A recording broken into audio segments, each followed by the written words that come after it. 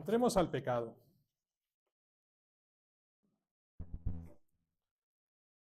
El pecado que nos va a llevar después a la expresión del perdón.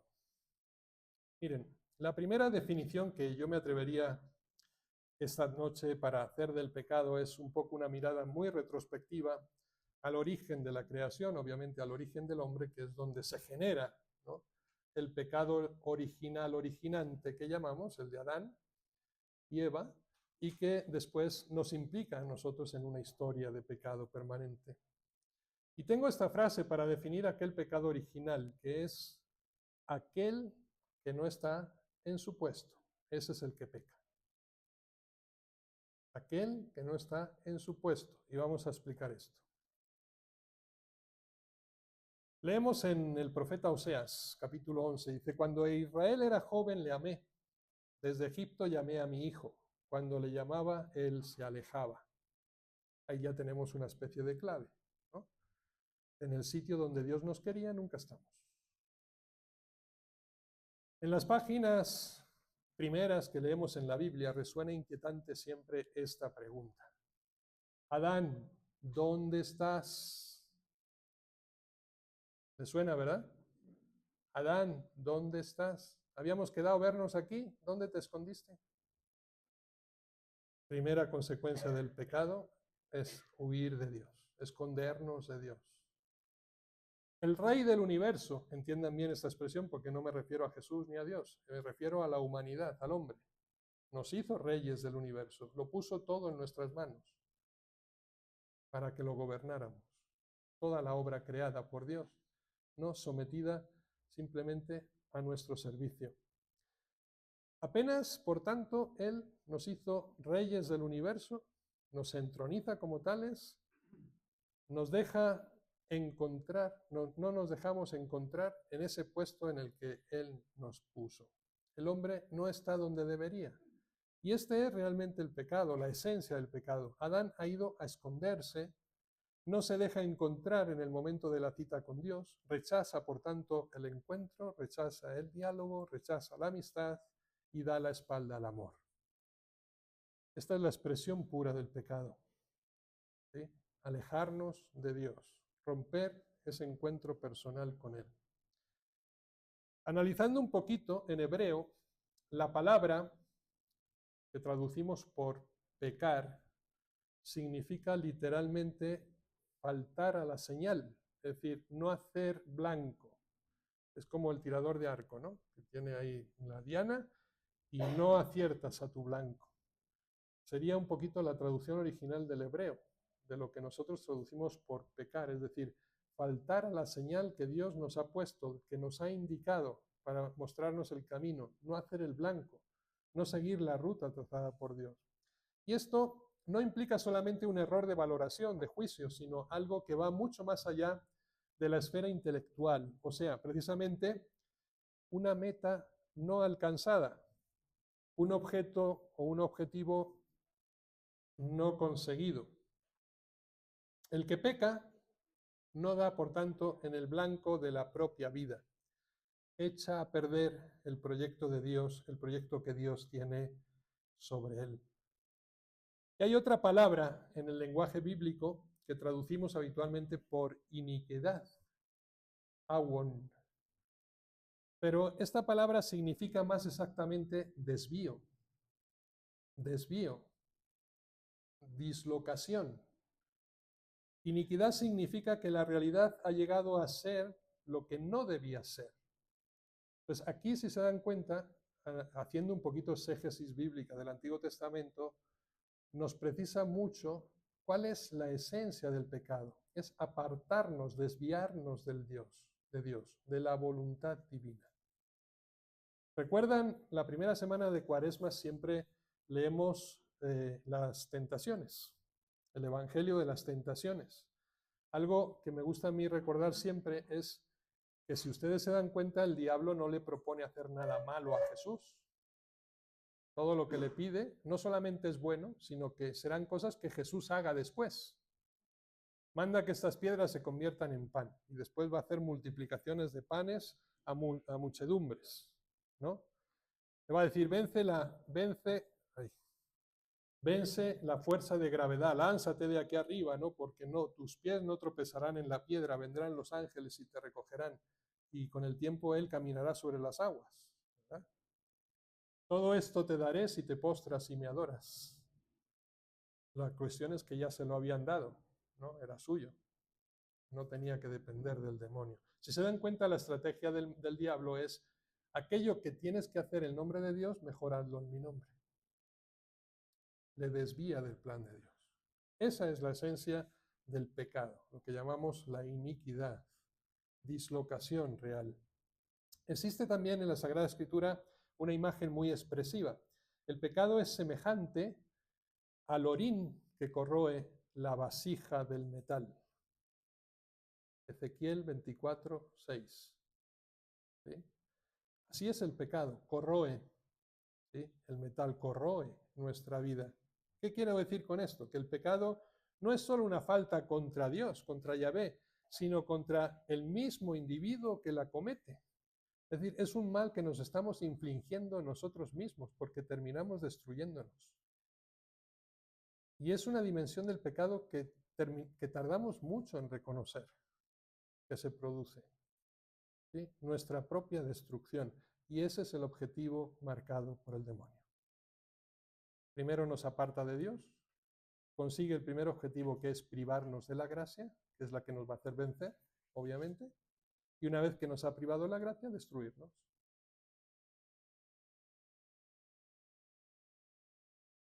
Por tanto, la falta nos destruye. El pecado es una corrupción de la persona. Pecar no quiere decir solamente genéricamente hacer el mal, sino hacerse a sí mismo el mal. El pecado, en efecto, lo que impide es nuestra propia realización.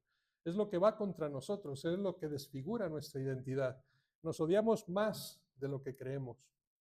La misma realidad del pecado, como ruptura de la comunión, del pacto, de la alianza, tema que es muy frecuente en todo el Antiguo Testamento y en la Biblia, se inserta en este contexto del mal inferido uno a sí mismo, la traición. El hombre, llamado efectivamente a esa comunión y a ese diálogo del amor con Dios, rompiendo esta comunión, termina por romper su mismo equilibrio interior, romper su vida y caer condenado a una soledad, a un monólogo y a una muerte. Al interrumpir, por tanto, la relación con Dios, uno se desintegra a sí mismo. Y en este sentido, el pecado es una perfecta locura, si se dan cuenta.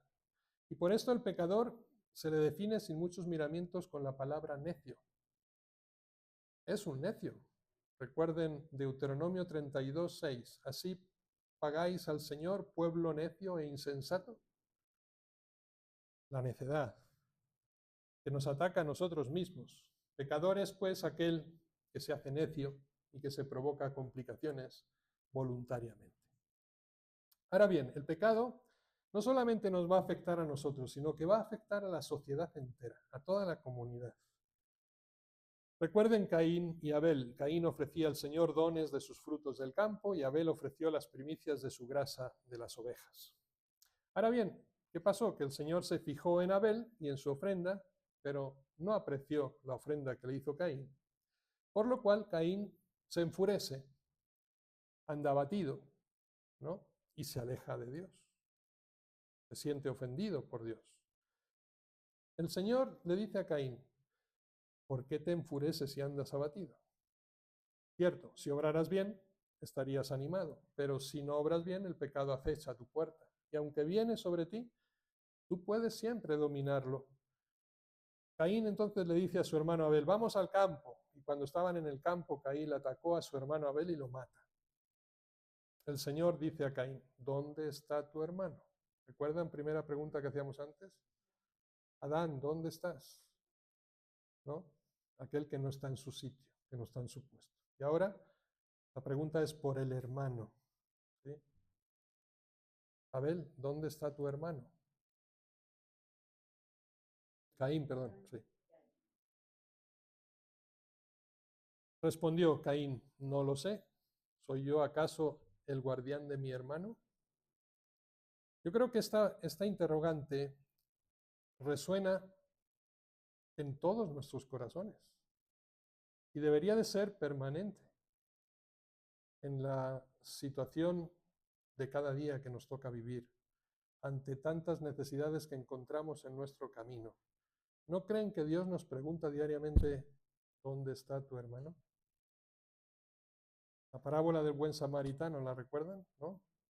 El que ha quedado al borde del camino y el sacerdote pasa de largo, justificado en que tiene que ir al templo, ¿no? Y el escriba pasa de largo, justificado porque viene del templo y no puede caer en impureza si lo toca, ¿no? No puede tocar la sangre porque en cambio el samaritano se acerca y lo atiende. ¿Se dan cuenta de que cuando Jesucristo propuso esta parábola del buen samaritano fue en respuesta a la pregunta que le hacía aquel joven rico que le dijo, ¿y quién es mi prójimo? Y cuando termina la parábola, Jesucristo le devuelve la pregunta pero modificada y le dice, ¿quién se hizo prójimo de? Es decir, la cuestión no es, ¿sí?, reductiva. Es decir, no es que podemos calificar a las personas, tú sí eres prójimo y tú no. No, la pregunta es de quién estás dispuesto a hacerte prójimo tú. ¿A quién estás dispuesto a atender? ¿O seguiremos de largo mirando para otro lado? A la primera pregunta reveladora del pecado del hombre, Adán, ¿dónde estás?, sigue otra, por tanto, Caín, ¿dónde está tu hermano? La ruptura de relación con Dios lleva consigo no solo una desintegración de la persona, privada de su núcleo constitutivo, sino también una ruptura de las relaciones con los hermanos, un quebranto social. El destino del hombre es siempre la unidad. Recuerden el testamento de Jesús, ut unum sint, de la última cena, que todos sean uno, como yo y el Padre somos uno. La unidad es el destino del hombre. Sin embargo, la hemos quebrado. El hombre es un ser comunional. Ha sido creado para vivir en armonía con Dios, consigo mismo y con los hermanos, incluso con todo lo creado. Por el pecado se rompe ese equilibrio y nace el hombre dividido, separado, atomizado, egoísta, separado de Dios, dividido de sí mismo y desgarrado de la sociedad misma, separado de los otros que se han convertido precisamente en extraños y hasta, incluso habría que decir, en enemigos. Y está en guerra también con la creación, algo que está muy de moda ahora con el ecologismo moderno, ¿no? Hay que cuidar la creación y digo, ¿y cómo vamos a cuidar la creación si no somos capaces de cuidar de quien tiene que cuidar la creación? Este es el principio básico. Primero yo tengo que estar bien para que todo funcione bien, pero no procuro estar bien y sin embargo recrimino que lo demás sí funcione. Es imposible. Nosotros somos los dueños de la creación. Por tanto, la creación es arrastrada a ese desorden del hombre, que se le hace hostil. De la unidad, pues, ha saltado a la multiplicidad hostil. El hombre, rechazando la conversación con Dios, se conduce a la soledad, al monólogo estéril y al propio egoísmo. Soledad, por tanto, de un yo separado, en todos los niveles. Luego, el pecado lo que hace es romper definitivamente nuestras relaciones. El pecado no es solamente un asunto entre la criatura y Dios, sino que muchos otros se van a sentir afectados. Y aun el pecado más personal, aun el pecado más escondido, tiene consecuencias siempre sociales. Es como un desprendimiento de tierra que arrastra todo a su paso. El Albert Camus, no sé si ustedes lo conocen, el filósofo francés, lo decía con esta palabra, epidemia. El pecado es una epidemia, es decir, se contagia siempre. Les cito directamente de Camus. Sea ciencia cierta que cada uno lleva consigo la peste y que nadie en el mundo está inmune de ella. Y que es necesario vigilarse sin tregua para no ser empujados en un momento de distracción a respirar sobre el rostro del otro y transmitirle el contagio. El microbio es una cosa natural. Lo demás, la salud, la integridad, la pureza, son efectos simplemente de la voluntad y de una voluntad que no debe pararse jamás. El hombre honesto, por tanto, el que prácticamente no afecta e infecta a nadie, es el que tiene el menor número posible de distracciones. Es decir, si pecamos, estemos atentos para no contagiar a los demás con nuestro pecado. Pero esa dimensión social del pecado es algo que yo creo que hemos olvidado con mucha frecuencia. Es decir, venimos a confesarnos, nos acusamos de manera personal de las faltas cometidas, pero nunca pensamos en el efecto que esas faltas ya ocasionaron en los demás y que son, por no decir imposibles, muy difíciles de resolver. Es decir, cuando tú le quitas el honor a otra persona simplemente con una difamación, ¿cómo se la devuelves una vez que el daño ya está cometido? ¿Cómo le devuelves el honor perdido? Entonces, cuidado, porque siempre hay una repercusión social en nuestro pecado. Paul Ricoeur decía incisivamente, el pecado se encuentra en el corazón, en el punto donde surgen las relaciones con los demás. Por eso, el pecado que denuncian los profetas es inseparablemente iniquidad en la persona y herida en la comunidad humana. Es decir, el pecado afecta a toda la sociedad. Cuando yo peco, estoy empobreciendo la iglesia.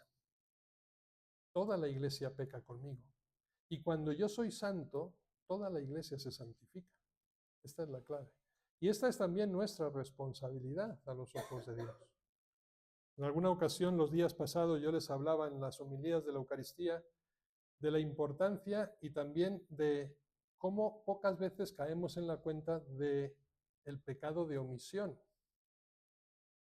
Nos culpamos de lo que hicimos mal, ¿sí? Incluso de nuestros pensamientos, pero rara vez venimos a confesarnos del bien que dejamos de hacer y estábamos obligados a hacer. Y no medimos nunca las consecuencias de ese bien no hecho, la repercusión que va a tener en las personas y en las generaciones futuras. Es decir, aquello que yo no haga se quedará sin hacer y afectará a una generación o incluso a varias por un pecado simplemente de omisión. Si tú tenías la obligación como padre o como madre de familia de enseñar a tu hijo el ejercicio de la virtud y no se lo enseñaste, ¿sí?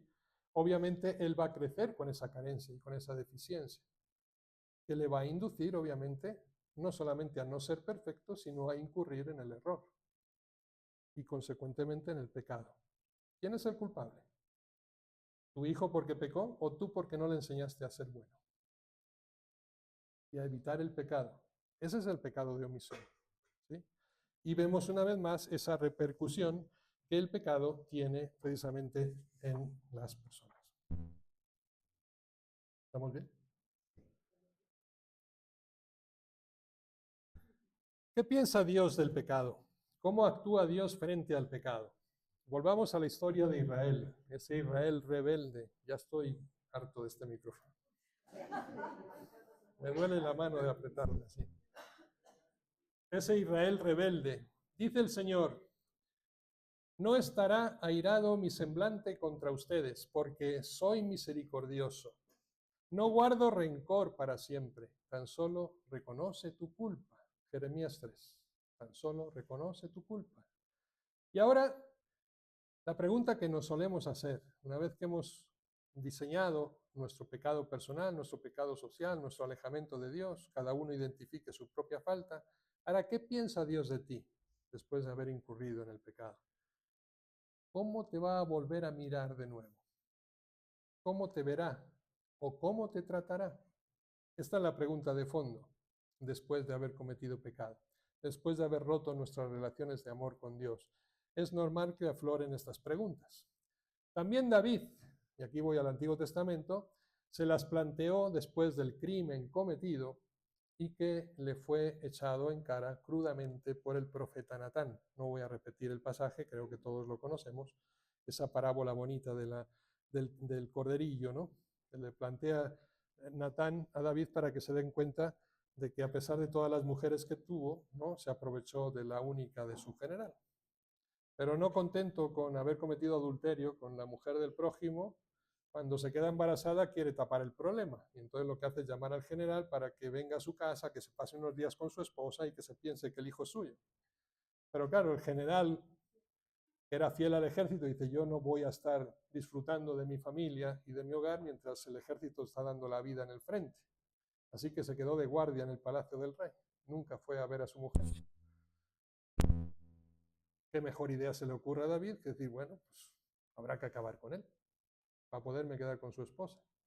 Y lo manda, ¿no?, con la carta donde estaba escrita ya su condena: pongan al general en primera fila, y cuando en el crudo de la batalla y cuando el ejército enemigo apriete, retírense todos para que muera. El pecado de David, ¿no? Y él se cuestiona esto mismo: ¿y ahora qué hago yo? ¿Qué puedo esperar yo de Dios después de haber cometido todas estas faltas? Ha traicionado la fidelidad de Dios y ha malogrado su proyecto, que era grande, era inmenso, el del rey David. ¿Serán válidas las promesas de Yahvé sobre él? ¿O más bien habrá sonado la hora de la venganza divina y del justo castigo por el pecado? ¿Qué piensan ustedes? Bueno, si han leído la Biblia ya lo saben. Seguro que no se acuerdan.